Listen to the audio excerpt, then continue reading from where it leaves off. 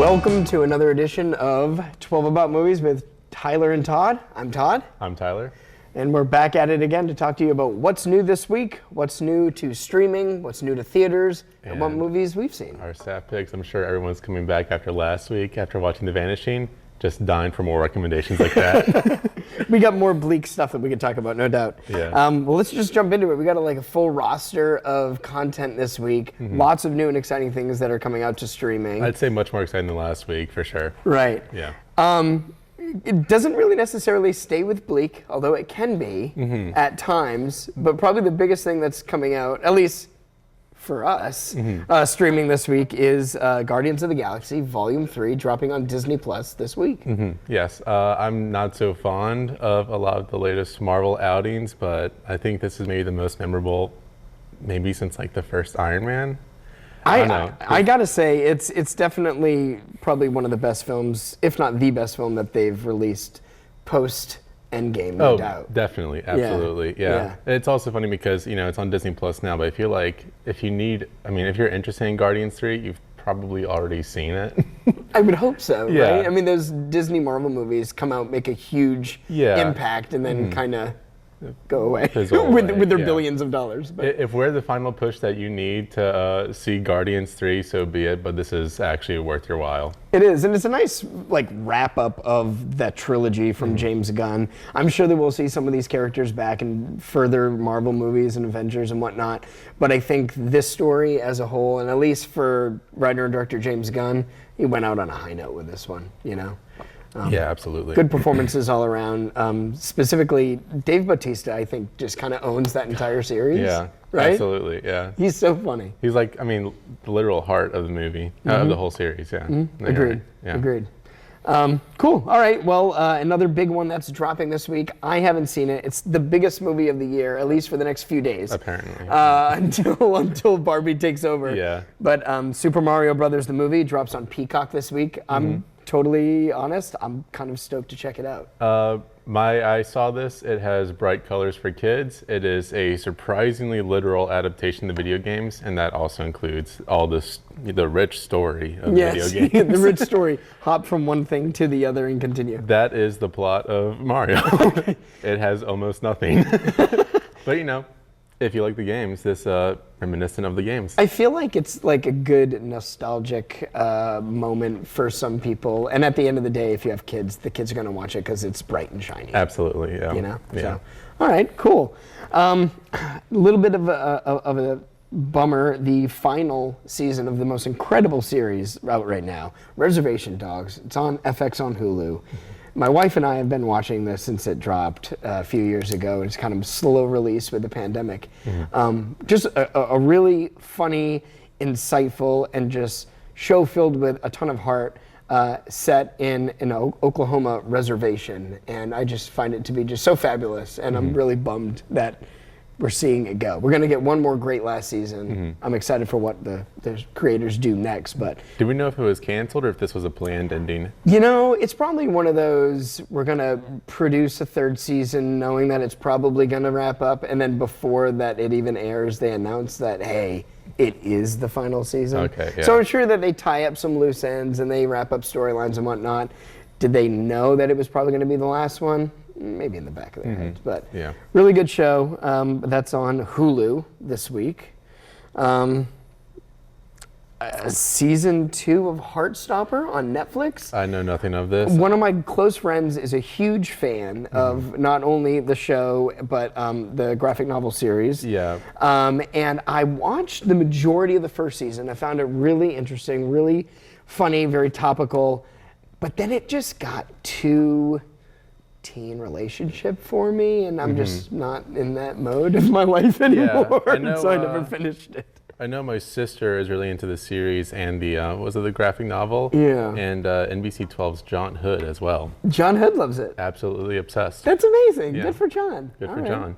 All right, cool. Well, the second season of that drops on Netflix this week. I have not seen a single episode of this next series. Me neither, which is weird because I'm such a big fan of the lead actor. Yeah. So Winning Time, season 2, it's a story about the Lakers back in the 70s. That drops on Max to this weekend, and I guess the show is like really visually cool for incorporating a lot of like stock imagery, and the way that they film the series is filmed almost as if you're watching stock sports footage, which that in and of itself makes me super interested. Yeah. But also at the same time, I'm just like, there's a lot of things to do. Yeah, I mean, that's kind of my philosophy with almost all the series that we've listed so far, is that there are so many things to do in life. There's just too much TV out there. Yeah, it's there tough really to keep is. up with all of it. Yeah. I am going to tune in, though, for the next one. We have season 3 of Only Murders in the Building, which drops on Hulu next week. I find that show just to be a delight. I'm very interested in it, and I'm going to make a promise to the camera. I will promise to eventually watch that one. Eventually watch it. Have you seen the first 2 seasons? I've seen nothing. Martin Short and Steve Martin, they're incredible. I mean, timeless duo. Right. Yeah. And together, they're just perfect. Selena Gomez, I mean, obviously I knew of her before the series, was never a fan, had no reason to. She's quite good. She actually holds the two of them in place for a lot of the first 2 seasons. And Wow. I just find her to be a nice little end of the tripod to their little, No small feat. Yeah, no, they're good. All right, Tyler. I think we got some pretty cool staff picks to talk about. Yeah, I definitely indulged on mine. All right. You go first. Hit me with what you watched recently and that you want our viewers to tune in. First staff pick for me is Spree. I don't know if you saw this with Joe Keery. It came out maybe 2 years ago. Yes. Yeah, he's the Uber driver that live streams his drives, but to try to battle low ratings, he starts murdering people. Murdering his fares? Murdering his fares on the drive. Yeah. I feel like a lot of Uber drivers could probably relate. Yeah. It's a win-win. The ratings go up, and also the other thing. Good movie? Loved it. It's very hyperactive, which might be too much for some people, but I think it's I really enjoy the chaos of it all. I really like Joe Keery, who I've only seen in Stranger Things. Yeah, same. And he's fantastic in that Completely series. disappears in one of the sweatiest, greasiest, saddest performances of horror history, I believe. I think you lost me at sweaty, greasy. He is sweaty and he is greasy. That dude does not shower even once in this movie. I might be out preemptively. All right, a movie that I checked out this weekend that I'm so excited to talk about. You can find this one on Tubi. It's called Blades. It is about...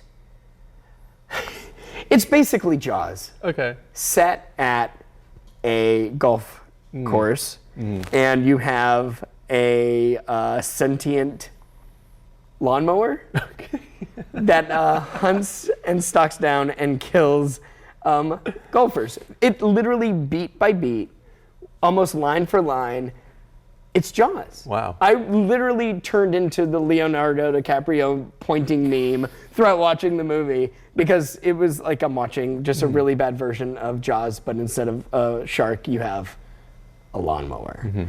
It's hilarious, but not like intentionally. Like, obviously they knew they were doing a horror comedy, but they took the comedy like almost out of it, and they play it as seriously as they possibly can, which makes it all the more funny. You know what I mean? Because it's a lawnmower and you're watching Jaws. I mean, they even have like a sort of an equivalent to like the Indianapolis speech. Oh, wow. Oh wow. It's incredible. It's super breezy. You can watch it on Tubi for free. Highly recommend it, especially if you're a fan of the Spielberg classic, which, I mean, I feel like everybody should be. Yeah. But yeah, really ridiculous, fun movie. We're going to need a bigger lawn. There is that actually said there is a line that isn't that. I think it's like, we're going to need more alcohol. Oh, okay. Also, everyone in that movie is a hardcore alcoholic. Nice. The guy shows up, first day on the job. He's been there for an hour, comes across a dead body, and then immediately goes to the bar, starts drinking, and his coworker that he got the job over is like, "Hey, we have work to do." And he's like, "I've had a stressful day. I need a drink." Dude's been on the job for an hour. It's incredible. All right, I'm great convinced. recommendation. I saw your staff picks, and I thought it was Blade. It's like The Wesley Snipes movie. Yeah, it's still a great film. Great film. Recommend it if you haven't seen Yeah, Blade. Blade. All right, my second pick. This is a movie that I've talked about a lot in the newsroom. I watched it for the first time. I think, March of this year, and I've since watched it 3 more times after that. Oh boy. It's The Man Who Shot Liberty Valance. I felt that one was coming. We could have a weekly show where I talk about The Man Who Shot Liberty Valance for 20 minutes every week. And the station would hate me, but I would never run out of things to say about this film. Well, tell me something great about The Man Who Shot Liberty Valance. So it's about this lawman who comes into town, immediately runs into trouble, and he has John Wayne. Oh, the lawman is portrayed by Jimmy Stewart, of course.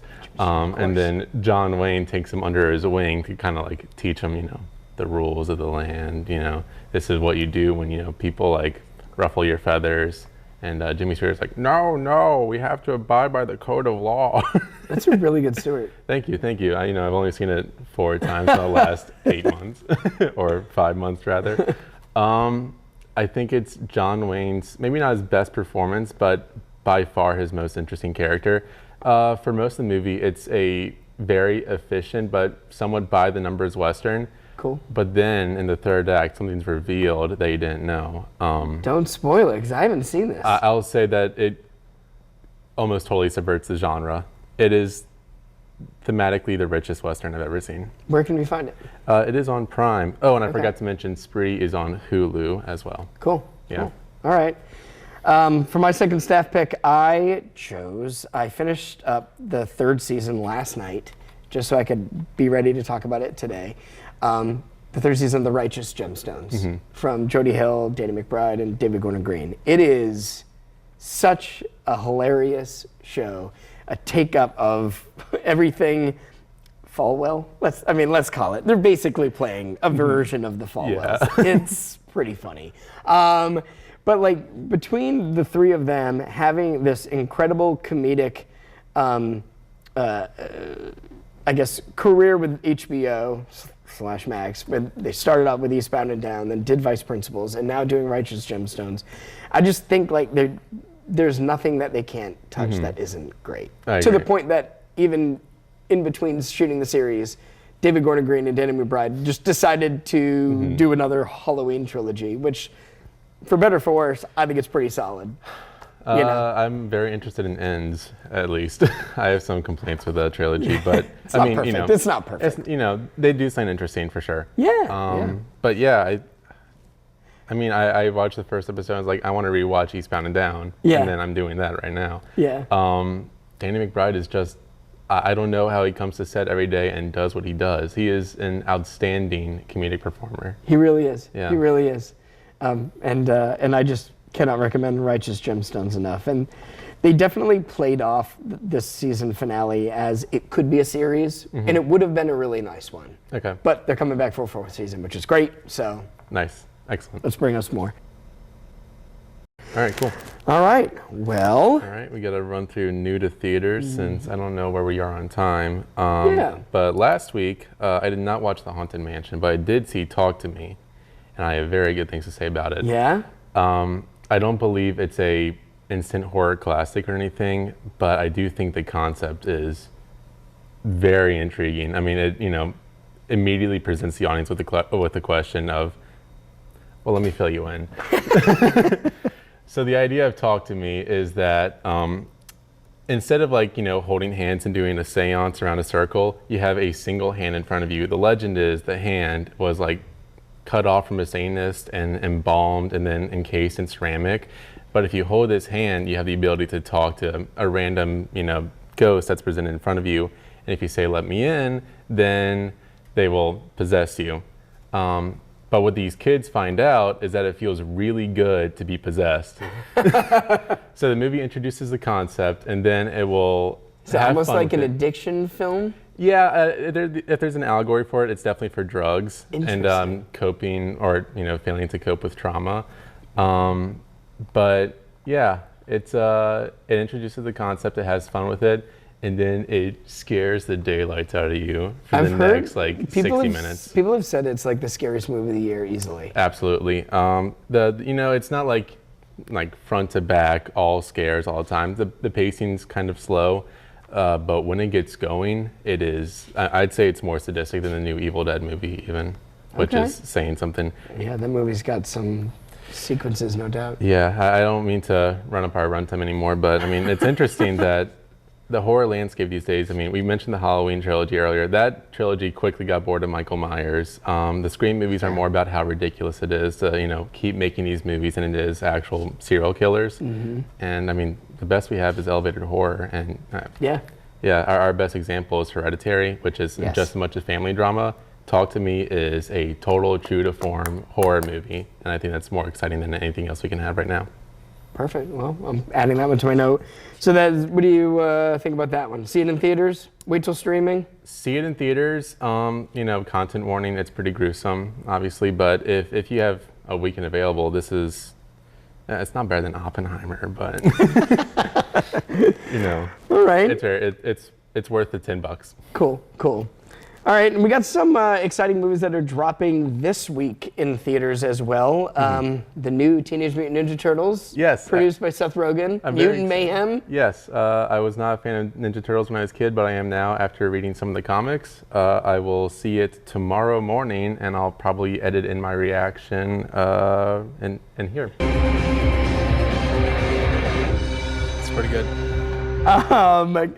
We also have The Meg 2, The Trench, which, whatever, The Meg came out a few years ago. It was fine, it was fun, it was stupid, Jason Statham punching sharks, whatever. It's a good formula. The thing about this one that immediately makes me go, excuse me, what? Is that it's directed by Ben Wheatley. Exactly, yeah. Ben Wheatley, responsible of a lot of these elevated type horror films to come out of Some of them are quite England good. over the last few years. Yeah. He had a movie that came out, I think his first movie that really blew up was Kill List. And that just kind of set him on this path to do all sorts of amazing things like The Meg 2, The Trench. It's so weird that he's done such interesting films. And then his first major Hollywood blockbuster is kind of a silly horror action sequel. But you know what? Cool. Never in a million years would I have paired this director to this type of film. And I don't know, it's such an odd pairing that I don't immediately think, oh, cash grab, this guy sold out. No. I'm thinking, he might have did he bring this idea to them? I don't know what he has planned. Well, that's it for this week's episode. Check out some movies that we talked about. Send us some tips on social media on what you're watching. And till next time. Have a good one.